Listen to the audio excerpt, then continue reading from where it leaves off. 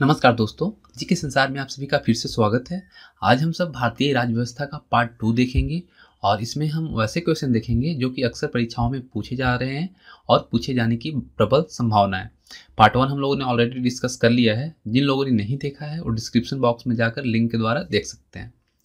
और जो लोग एसएससी, रेलवे, सीटेट और अदर टेट परीक्षाओं की तैयारी कर रहे हैं उनके लिए बहुत ही महत्वपूर्ण क्वेश्चंस हैं, इसलिए आप इसे मिस मत करना और शुरू से अंत तक देखना, तभी आप पूरी क्वेश्चन देख पाओगे। और आप जीके संसार से जुड़े रहें। जुड़ने के लिए अगर चैनल को सब्सक्राइब नहीं किया है तो सब्सक्राइब कर लें, बिल्कुल फ्री है। और पास में जो बेल है उससे क्लिक करना बिल्कुल ना भूलें, क्योंकि जीके संसार पे हर रोज़ 1 से 2 वीडियो अपलोड होता है। आप अगर नोटिफिकेशन चाहते हैं तो बेल आइकन पे प्रेस ज़रूर करें। और अगर आपका जो भी सुझाव हो वो मुझे कमेंट बॉक्स में ज़रूर दें, मैं उसी अनुसार सुधार करने की कोशिश करूँगा जो भी त्रुटियाँ होंगी। तो आइए शुरू करते हैं और देखते हैं। जो 51 नंबर क्वेश्चन है, क्योंकि 1 to 50 हमने पहले ही डिस्कस किया है, इसलिए 51 से स्टार्ट है। महालेखा नियंत्रक, महान्यायवादी और संसद, इनमें से संविधान के 5वें भाग में वर्णन किसको मिलता है? तो जो 5वें भाग में वर्णन है वो सभी को दिया गया है। उसके बाद बात आती है भारतीय संविधान में नीति निर्देशक तत्वों के समावेशन का उद्देश्य क्या है? पहले भी हम लोगों ने एक क्वेश्चन को देखा है, लेकिन इस बार इसलिए आया क्योंकि रिपीटेड क्वेश्चन है, हमेशा बार बार पूछा जाता है। तो ये जो है सामाजिक और आर्थिक लोकतंत्र का समावेशन का उद्देश्य है। उसके बाद है कौन सा विधेयक राज्यसभा में पहले प्रस्तुत नहीं किया जा सकता? तो जो धन विधेयक है वो राज्यसभा में पहले प्रस्तुत नहीं किया जा सकता। राज्यसभा में विधायिका बनती है, भारत में राज्य विधायिका बनती है। तो भारत में राज्य विधायिका जो बनती है वो गवर्नर, विधानसभा और विधान परिषद यदि वहाँ है तो उससे बनती है।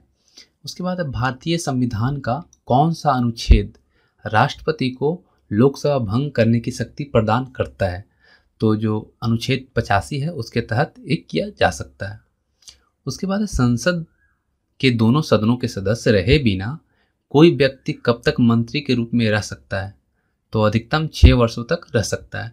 भारतीय संविधान के अधिकांश उपबंधों का संशोधन किया जा सकता है किसके द्वारा? तो ये अकेले संसद के पास ये पावर है कि वो कर सकता है। संविधान सभा के सदस्यों ने भारत के संविधान का प्रारूप तैयार किया था, वे क्या थे? तो विभिन्न प्रदेशों की विधानसभाओं से चयनित सदस्य थे, उन्होंने ही संविधान सभा के संविधान प्रारूप तैयार किया था। उसके बाद बात आती है भारतीय संघ तथा अमेरिकन संघ दोनों का सामान्य लक्षण कौन सा है? तो भारतीय संघ और अमेरिकन संघ में जो कॉमन है वह संविधान की व्याख्या करने वाली संघीय सुप्रीम कोर्ट। उसके बाद आता है राज्यपाल की सर्वाधिक महत्वपूर्ण विधायी शक्ति है अध्यादेश जारी करना। संविधान के किस अनुच्छेद में लिखा है कि 14 वर्ष से कम आयु का बालक किसी भी फैक्ट्री या कारखाना अन्य कोई जोखिमपूर्ण रोजगार में कार्य नहीं करेगा? तो जो ये अंकित है वो हमारा अनुच्छेद 24 में यानी 24 में है। संविधान की चौथी अनुसूची में किसका वर्णन है? तो जो संविधान की चौथी अनुसूची है उसमें राज्यों तथा संघीय क्षेत्रों की राज्यसभा में प्रतिनिधित्व से संबंधित है। उसके बाद आता है संविधान के अनुच्छेद 14 में कानून की समानता का अधिकार किस देश से लिया गया है? तो जो अनुच्छेद 14 है उसमें कानून की समानता यूएस से, यूनाइटेड स्टेट ऑफ अमेरिका से लिया गया है। उसके बाद बात आता है संविधान के अनुच्छेद 330 में किसका वर्णन है? तो अनुच्छेद जो 330 है वो लोकसभा में अनुसूचित जाति एवं जनजाति के लिए स्थान से ताल्लुकात रखता है। उसके बाद है कौन सा बिल संसद के दोनों सदनों में विशेष बहुमत से पास होना अनिवार्य है? अगर कोई संविधान संशोधन संबंधी बिल है तो दोनों सदनों में विशेष बहुमत से पास होना अनिवार्य होता है।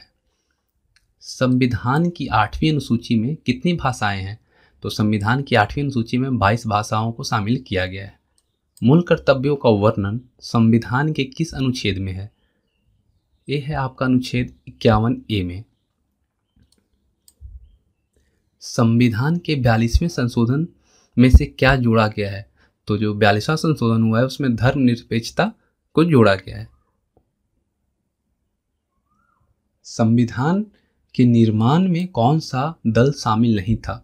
तो इसमें हिंदू महासभा जो था वो शामिल नहीं था। कौन सा राज्य सभा के सदस्य ही कर सकते हैं? कौन सा कार्य है जो कि राज्यसभा के सदस्य ही कर सकते हैं? तो राज्य सूची कि किसी विषय को राष्ट्रीय महत्व का घोषित करना ये सिर्फ राज्यसभा के सदस्य ही कर सकते हैं। उसके बाद बात आती है राज्यसभा के सदस्यों का कार्यकाल कितने वर्षों का होता है? तो राज्यसभा का जो सदस्यों का कार्यकाल होता है वो 6 वर्षों का होता है। उपराष्ट्रपति को पद से हटाने के लिए संकल्प किसके द्वारा पेश किया जा सकता है? तो ये पेश किया जा सकता है राज्यसभा के द्वारा। पंचायती राज से संबंधित संविधान के 73वें संशोधन विधेयक पर अपनी सम्मति किस समिति ने प्रकट की? एक किया था संयुक्त संसदीय समिति ने। भारतीय संविधान की मुख्य प्रस्तावना क्या है? तो जो मुख्य प्रस्तावना है भारतीय संविधान का उसमें है विचार, अभिव्यक्ति, विश्वास, आस्था और उपासना के बारे में। उसके बाद है भारतीय संविधान में नीति निर्देशक तत्व कहाँ से लिए गए? तो जो भारत के संविधान में जो नीति निर्देशक तत्व है वो आयरलैंड के संविधान से लिया गया है। संविधान के किस अनुच्छेद में संसद को संविधान में संशोधन करने का अधिकार प्रदान किया है? संविधान के किस अनुच्छेद में संसद को यह अधिकार दिया है कि वो संविधान में संशोधन कर सकता है? तो यह अनुच्छेद 368 के तहत होता है। उसके बाद है संविधान में संशोधन किससे नहीं किए जा सकते? तो जनमत संग्रह से संविधान में संशोधन नहीं किया जा सकता। उसके बाद है राज्यसभा को अस्थायी सदन क्यों कहा जाता है? राज्यसभा को अस्थायी सदन क्यों कहा जाता है? क्योंकि इससे कभी भी भंग नहीं किया जा सकता, इसीलिए इसे अस्थायी सदन कहते हैं। ठीक है। जुलाई 1946 में बनी संविधान सभा के सदस्यों में कौन नहीं था? तो जो 1946 में जो संविधान सभा बनी थी उसमें महात्मा गांधी शामिल नहीं थे।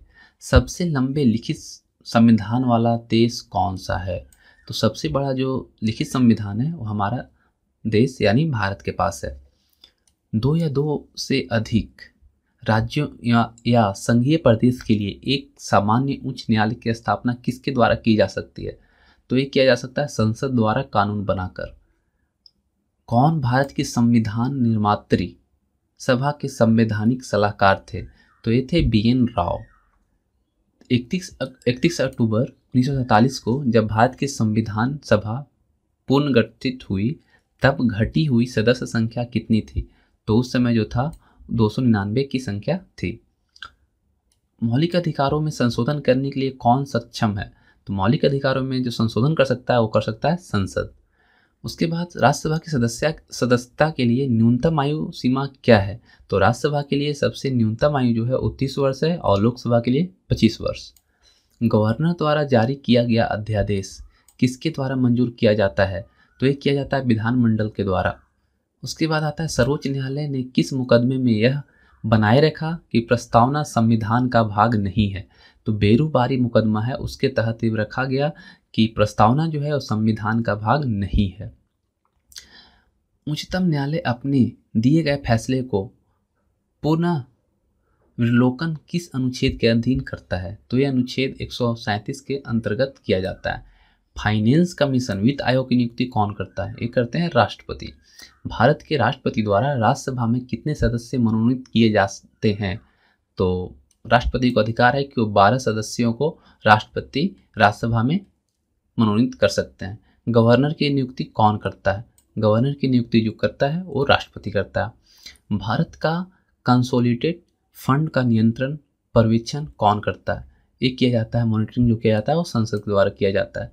लोकसभा के स्पीकर का चुनाव कौन करता है? तो लोकसभा के स्पीकर का जो चुनाव होता है वो लोकसभा के सदस्यों के द्वारा किया जाता है। उसके बाद आता है भारत के सशस्त्र सेनाओं का सुप्रीम कमांडर कौन होता है? जो हमारे भारत की सेना है, जल सेना, थल सेना, वायु सेना, तो तीनों का जो कमांडर होता है वो होता है राष्ट्रपति। संसद के दोनों सदनों की संयुक्त बैठक की अध्यक्षता कौन करता है? तो ये किया जाता है आपका लोकसभा अध्यक्ष के द्वारा। और ये पिछले वीडियो में हमने डिस्कस किया था, क्योंकि ऐसे बहुत से क्वेश्चन हैं जो कि हर साल रिपीट होते हैं। तो आपको ये वीडियो कैसी लगी मुझे कमेंट में ज़रूर बताएं और अपना सुझाव देना बिल्कुल ना भूलें, क्योंकि आपका सुझाव मेरे लिए बहुमूल्य है। धन्यवाद।